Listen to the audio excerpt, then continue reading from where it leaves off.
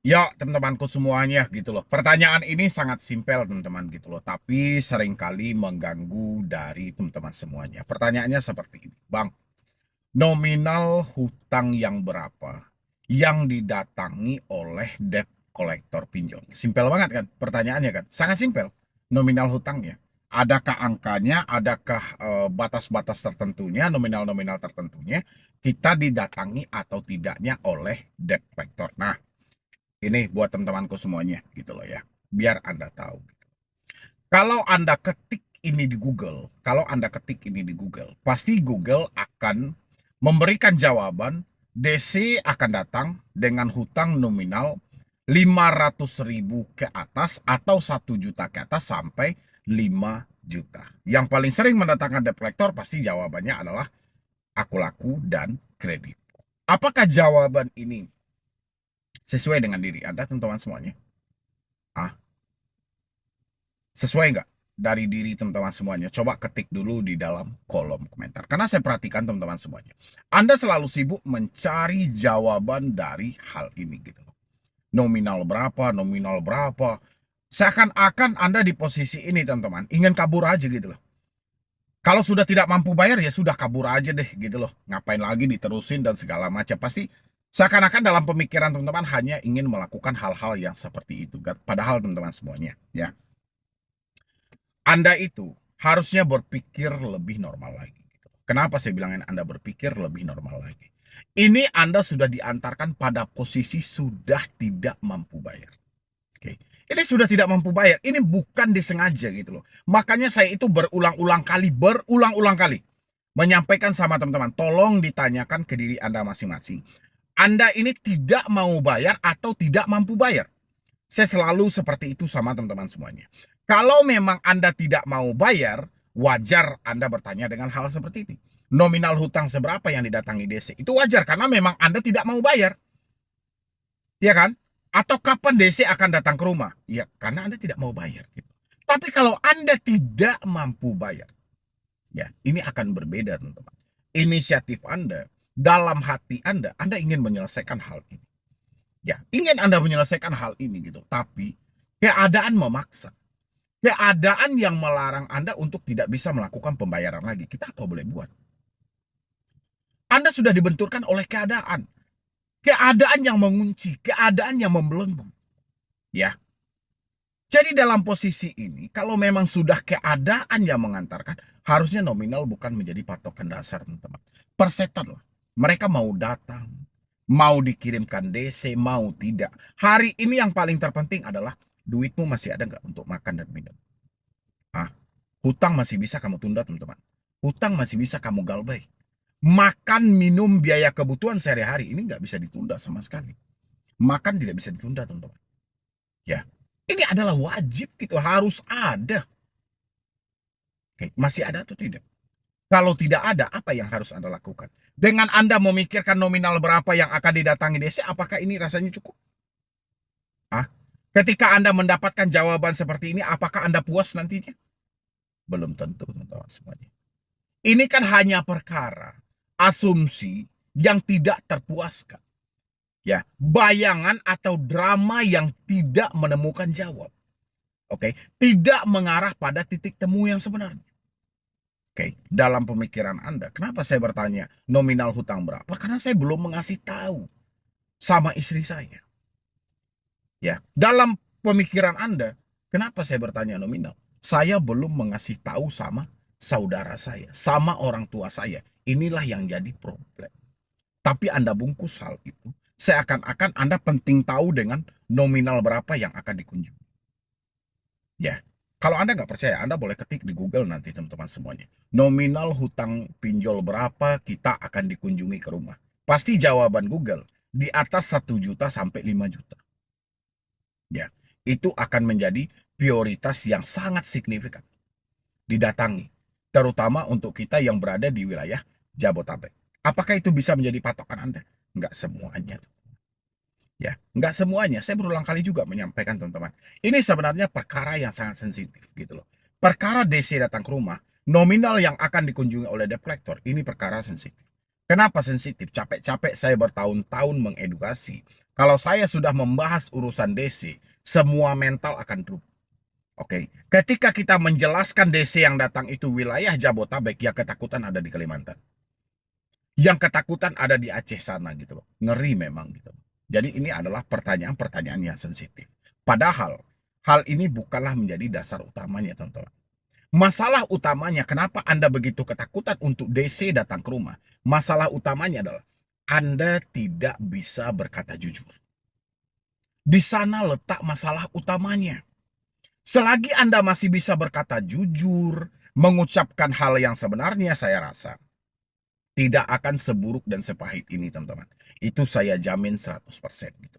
Tapi karena ketidakmampuan Anda tadi dalam berkata jujur, ya entah apa yang ada dalam pemikiranmu hari ini, saya juga nggak tahu gitu loh. Yang jelas saya akan ada hal yang sangat Anda takutkan dalam hal ini. Entah itu bayangan Anda akan diusir dan segala macam. Padahal ini adalah poin yang menyelamatkan. Oke, teman-teman semuanya. Bisa nggak Anda jujur setelah ini, teman-teman? Kalau pertanyaan Anda nominal berapa yang akan didatangi, jawabannya nggak ada. Meskipun Google mampu menjawab hal itu bukan menjadi patokan 100% yang harus Anda percaya. Ya, ada orang berada di wilayah yang sama dengan nominal hutang yang sama. Oke, hanya berbeda RT atau berbeda dari kelurahan, tapi masih dalam kecamatan yang sama atau kabupaten yang sama. Yang satu dikunjungi, yang satu lagi belum. Ya, ada orang yang menyampaikan DC datang 1 minggu setelah telat bayar. Ada yang menyampaikan DC datang 90 hari setelah telat bayar. Ada juga yang menyampaikan DC sudah 1 tahun nggak datang-datang. DC sudah 6 bulan nggak datang-datang. Ada 2 jawaban yang berbeda. Mana yang mau Anda pakai? Boleh Anda cari, teman-teman. Oke, meskipun kita sama-sama di aplikasi yang sama. Makanya masalah orang itu ya masalah orang itu, masalah kita ya masalah kita. Hari ini yang paling terpenting apa? Bagaimana caranya kita berdamai dengan pemikiran kita untuk memulihkan hidup kita buat ke depannya. Ini baru yang paling terpenting, teman-teman semuanya. Daripada menyibukkan diri dengan hal-hal yang tidak jelas, yang tidak ada gunanya sama sekali. Semakin Anda cari, yang ada Anda semakin stres. Anda semakin kebingungan. Anda akan berada pada titik yang benar-benar mentok, teman-teman semuanya. Lebih baik hari ini, Anda berdamai dengan diri Anda, berdamai dengan pemikiran Anda, terima kenyataan hari ini, posisikan dirimu dengan tepat. Jujur aja, terbuka aja. Ya, tidak ada orang yang mati gara-gara jujur. Tidak ada orang yang kehilangan nyawa gara-gara terbuka sama keluarganya hanya masalah hutang-hutang. Oke. Yang ada, orang mati karena ketakutan. Orang mati karena persembunyian yang terlalu lama. Akhirnya apa? Menjadi beban berat. Oke, tensi naik, gula darah naik, semuanya meningkat. Akhirnya menjadi sebuah penyakit. Dan penyakit inilah yang akan membunuhmu nantinya. Oke, buat teman-temanku semuanya. Jadi kalau masih ada yang bertanya, nominal berapa akan didatangi DC, Bang? Nggak ada nominalnya, teman-teman. Ya, nggak ada. Jawabanmu menentukan. Yang penting selagi kamu tidak menunjukkan ketakutan ketika kamu berkomunikasi dengan debt collector tidak akan memprioritaskanmu untuk dikunjungi. Itu ajalah yang paling terpenting. Ya, dan lagian ketika DC lapangan itu sudah datang, itu sudah kesempatan yang paling bagus untuk kamu menegosiasi. Ketika negosiasimu disetujui, kamu tinggal melakukan pembayaran di aplikasinya atau menghubungi CS yang bersangkutan. Ya, jauh ini adalah kesempatan yang paling bagus juga. Oke, buat teman-temanku semuanya, mungkin dari saya cuma itu aja dulu. Mudah-mudahan ini bisa membantu buat teman-temanku dimanapun Anda berada. Tidak ada yang perlu ditakuti lagi, tidak ada yang perlu dicemasi lagi. Yang penting hari ini ada uang bayarkan, tidak ada uang persetan. Ya, jadi sekian dulu dari saya, Medi Browning. Nah, ini seru ini teman-teman semuanya. Untuk Anda semuanya yang galbay di pinjol, inilah saatnya dan kesempatan yang paling tepat untuk Anda berhenti bayar pinjol. Senang nggak teman-teman semuanya gitu loh. Saya akan tunjukkan sama Anda nanti apa itu saatnya, kenapa harus berhenti bayar pinjol. ya untuk semua teman-temanku yang mengalami telat bayar atau tidak mampu bayar ya. Boleh disimak ini sampai habis. Jangan sampai Anda skip. Kalau Anda skip nantinya takutnya Anda mengerti seperempat, memahami juga seperempat, tapi giliran bicara nanti takutnya Anda double gitu loh. Ya, jadi kan bikin malu diri sendiri. Tapi dengerin dulu sampai habis, baru Anda berkomentar. Tapi sebelumnya buat teman-teman semuanya, sebelum saya lanjutkan, yang belum mensupport channel ini boleh disupport dulu, boleh didukung dulu, karena satu supportan dari teman-teman semuanya menjadikan channel ini makin berkembang dan saya makin semangat dalam memberikan motivasi dan edukasi. Ya, oke teman-temanku. Kenapa saya bilangin ini adalah kesempatan yang paling tepat? Ini kesempatan yang paling pas gitu loh kalau Anda pengen berhenti bayar pinjol untuk selamanya. Kenapa? Karena ada aturan itu yang tidak pernah dipakai oleh pinjol ini. Karena kalau mereka memakai aturan itu, otomatis mereka akan mengalami kerugian yang cukup besar. Dan mereka tidak mau dengan hal seperti itu. Sehingga mereka selalu melanggar aturan tersebut. Ya, larangan tentang apa? Contoh, Anda bisa lihat di sebelah saya, teman-teman. Ini adalah bukti ketidakmampuan debt collector untuk mengunjungi Anda sampai ke rumah. Ketidakmampuan debt collector untuk mendatangi Anda sampai ke alamat. Sehingga mereka hanya bermain dengan yang namanya SMS. Ya, di sini mereka sampaikan, jangan main-main. Data-data dan foto pengajuanmu lengkap, bayar hutangmu yang sudah jatuh tempo, sekarang sebelum kau tanggung resikonya. Ini kesempatan yang bagus teman-teman semuanya. Kenapa kesempatan yang bagus? PR kita cuma satu. Mencari tahu ini aplikasinya apa. Begitu kita sudah tahu aplikasinya, kita akan pertanyakan, ada apa dengan data-data saya? Ada apa dengan foto-foto saya? Bukankah data itu yang Anda minta? Bukankah data itu yang Anda butuhkan sejak awal pengajuan?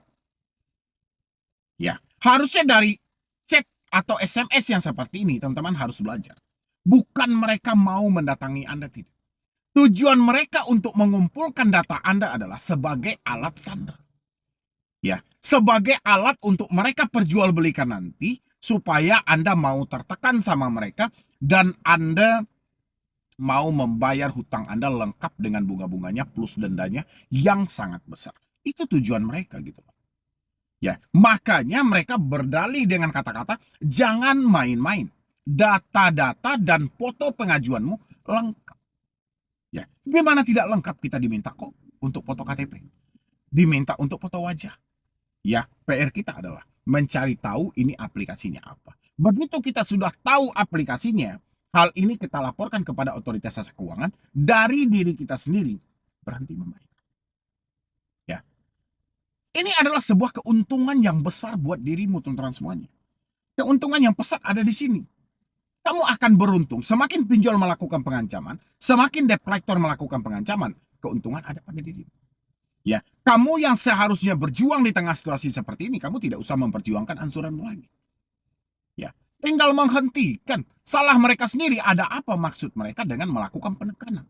Sementara di dalam POJK 22 tahun 2023 tentang aturan penagihan kredit terbaru, dilarang melakukan tekanan, ancaman, intimidasi.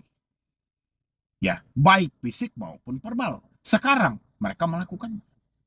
Ya, itu yang pertama. Yang kedua adalah kalau misalnya teman-teman mendapatkan mereka mengirimkan data kepada kontak darurat kita atau kontak di handphone kita. Yang mana mereka menyampaikan tolong sampaikan kepada nama, nomor HP, dan habis itu untuk bayarkan tagihannya. PR kita adalah mencari tahu nama aplikasinya. Karena perbedaan pinjol legal dan ilegal teman-teman cuma satu. Cuma satu perbedaannya. Yang ilegal melakukan penagihan dengan cara pengancaman ada nama aplikasinya. Tapi yang legal melakukan penagihan dengan cara pengancaman tidak ada nama aplikasi. Kenapa? Ini mau disandiwarakan. Karena ketika Anda mau melapor hal ini kepada otoritas jasa keuangan, OJK tidak akan mempercayai laporanmu. Karena OJK beranggapan itu adalah pinjol ilegal, bukan legal. Ya, karena itu selalu yang dikambing hitamkan. Makanya pinjol-pinjol legal itu melakukan penagihan dengan cara intimidasi. Mereka tidak akan pernah berani lagi menyebutkan nama aplikasi. PR kita adalah bagaimana kita memancing mereka untuk menyebutkan nama aplikasi. Kalau misalnya mereka tidak mau juga bagi, ya sudah. Anda mau bayar kemana coba? Nah, Kalau misalnya mereka tidak mau menyebutkan nama aplikasi, sementara Anda ditekan dengan konsep seperti ini, Anda mau bayar kemana? Kalau iya hanya satu aplikasi, kalau lebih dari itu dan bersamaan sudah jatuh tempo, mau bayar kemana? Ya, ini tindakan bodoh yang sedang dipertontonkan. Makanya penting kita mencari tahu nama aplikasinya apa. Ya, kalau memang mau melakukan pembayaran. Biasanya mereka dalam satu hari, teman-teman semuanya, mereka bisa menggunakan dua nomor. Yang satu nomor mereka gunakan melakukan penagihan dengan menyebutkan nama aplikasi, tapi sesuai dengan aturan yang berlaku. Yang satu nomor lagi, mereka tidak menyebutkan nama aplikasi, tidak sesuai aturan, mereka lebih melakukan penekanan. Itu orang yang sama. Tinggal Anda membuktikannya, supaya bagaimana caranya mereka menyebutkan nama aplikasi atau nominal hutang. Ya, ini kesempatan yang bagus loh buat teman-teman semuanya. Jadi jangan takut dengan kita mendapatkan ancaman-ancaman seperti ini. Ya, dia bilangin, masih kau belum bayarkan juga utangmu yang sudah harus dibayarkan hari ini? Hati-hati, jangan paksa kami hari ini menghubungi kontak-kontak Anda seperti nasabah di atas. Kami tidak main-main untuk nasabah yang kelakuannya maling kayak Anda. Pertanyaannya cuma satu. Kalau teman-teman takut dalam hal ini, takut Anda karena apa? Oh, takut karena kontak Anda dihubungi. Sekarang, mereka tidak menjelaskan mereka dari mananya. Mana tahu mereka penipu. Ya, mana tahu orang-orang yang hanya mendapatkan nomormu dan kebetulan dia tahu kamu berhutang. Ya kan? Jadi nggak usah takut dengan hal-hal seperti ini. Hal yang harusnya kita lakukan adalah bagaimana caranya kita memancing mereka untuk menyebutkan nama aplikasi. Ya, disitulah letak keuntungannya, teman-teman. Tinggal Anda sampaikan, Anda kalau tidak menyebutkan nama aplikasi, saya tidak akan bayar seumur hidup. Ya, silakan sebutkan nama aplikasi Anda, berapa jumlah hutang yang harus saya bayarkan, dan kemana. Tapi harus melalui nomor yang melakukan ancaman tadi. Jangan sampai di nomor yang berbeda. Ya, teman-teman, dia akan berusaha menutupi nama aplikasinya. Oke, karena dia tahu, debt collector ini tahu. Kalau misalnya mereka ketahuan menyebutkan nama aplikasi, aplikasi tidak akan melindungi mereka. Karena aplikasi lebih mementingkan menyelamatkan perusahaan mereka daripada menyelamatkan debt collector yang bodoh ini. Ya, debt collector ini berada di bawah tekanan, tapi mereka harus kontrol juga supaya mereka jangan sampai keceplosan menyebutkan nama aplikasi. Ya, kesempatan kita adalah bagaimana caranya kita memaksa mereka, memancing mereka. Bukan kita ketakutan, bukan kecemasan juga, teman-teman nggak perlu takut dengan hal-hal seperti ini. Karena ini cuma omong kosong. Ini tong kosong yang nyaring bunyinya gitu. Nggak ada. Nyatanya kalau mereka memang bermental, seharusnya mereka berani bayarkan hutangmu di sini. Supaya orang tahu kan mengarahnya kemana. Tapi ini enggak, mereka beranggapan ini seolah-olah buta, nggak dijelaskan aplikasinya kemana, arahnya kemana. Mereka hanya melakukan penekanan. Oke, teman-teman semuanya, walaupun Anda sudah tahu ini dilakukan oleh aplikasi apa. Habis itu lagi melalui SMS juga, teman-teman semuanya. Hutang lu udah jatuh tempo sekarang. Foto keluarga lu udah gue pegang, bentar lagi gue buat buronan muka mereka semua di semua sosmed dan semua rekan kerja lo udah gajian lo bayar sekarang, gue tunggu sebelum malu. Nggak usah juga teman-teman hiraukan hal-hal seperti ini. Ya, di beberapa video saya selalu menyampaikan kalau memang tidak bisa pemikiran teman-teman diajak kompromi, putus semua komunikasinya. Tapi kalau bisa pemikiran Anda diajak kompromi, alangkah baiknya cari tahu nama aplikasinya. Ya, begitu mereka menyebutkan nama aplikasi, kalau nggak nominal dari hutang yang harus dibayarkan, di saat itulah bersamaan Anda berhenti bayar dan laporan itu Anda teruskan kepada otoritas jasa keuangan. Biarkan OJK yang menjatuhkan sanksi administratif, entah itu dihapus pinjolnya, entah itu diblokir pinjolnya. Ya, biarkan OJK yang menjatuhkan. Tinggal PR kita adalah bagaimana caranya debt collector ini menyebutkan nama aplikasi supaya kita tahu. Ya, ini bukan perkara Anda tidak ada uang, tidak mampu, nggak ada. PR Anda cuma satu itu aja. Jadi jangan takut, jangan cemas, jangan khawatir juga. Anggap aja angin berlalu, itu menandakan selagi mereka masih mengancam dengan hal seperti itu, menandakan mereka tidak mampu datang ke tempat Anda. Jadi PR Anda pancing mereka untuk menyebutkan nama aplikasi dan laporkan kepada otoritas. Ya, buat teman-teman semuanya, jadi saya berharap tidak ada lagi yang cemas, tidak ada lagi yang takut, tidak ada lagi yang khawatir dengan chat-chat yang seperti itu. Jadi itu sebenarnya sudah menunjukkan ciri-ciri bahwa mereka tidak akan datang ke tempat Anda. Mereka tidak akan mungkin berkunjung ke tempat Anda. Nyatanya mereka sudah melakukan pengancaman. Apalagi mereka sudah tidak mau menyebutkan nama aplikasi. Jadi apa yang perlu kita khawatirkan? Lebih baik hari ini bagaimana caranya kita bisa fokus bekerja, fokus berusaha, dan kita kumpulkan uang kita. Kalau uang kita sudah terkumpul, kita mau negosiasi pokoknya boleh, atau kita mau ngarahkan ke yang lain juga boleh, teman-teman semuanya. Yang penting bagi saya adalah jangan terpengaruh dengan katanya yang mereka lontarkan melalui telepon, melalui WhatsApp, dan melalui email. Dan habis itu jangan sampai teman-teman semuanya terdorong untuk gali lubang tutup lubang. Ya, mungkin dari saya cuma itu aja buat teman-teman semuanya. Terima kasih sudah hadir di sini. Jangan lupa untuk di-support, di-like, di-share, di-subscribe juga channel Solusi Utang. Mudah-mudahan channel ini makin berkembang dan saya makin semangat. Jadi sekian dulu dari saya, Medi Bro nih. Wassalam.